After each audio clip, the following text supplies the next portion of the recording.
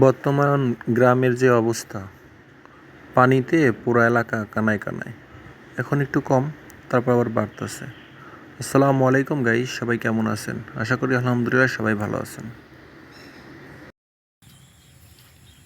হ্যাঁ সুমন, বলো। তুমি কি এখন পাখি না ভাই কি গুলেন্ডিতে মাছ মারতেছো নাকি? কোথায় তিনখান?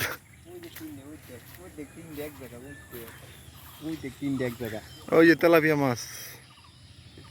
তো অত দূর পানিতে যায় না কেন বলো? মারিস না, মারিস না, মারিস না, থাক। আমি দেখে নাই জিনিসটা, পর্যবেক্ষণ করে নেই। আল্লাহ ভালোই তো মাছ দেখা যায়।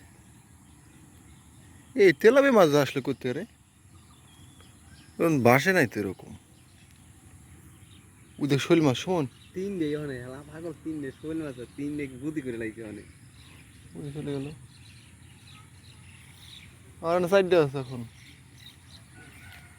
হরে তেলাপিয়া মাছের অভাব নেই।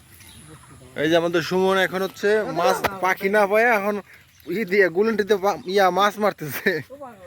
এই যে ইরে আল্লাহ, এই আটটুসের পড়তেছে নাকি, লুঙ্গি পড়তেছে নাকি সুমন?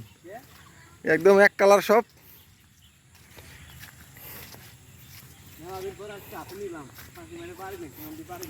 কার গুলন্টি না তুই কি সবসময় নিয়ে করিস? এদের সময় তোর এই বাট্টা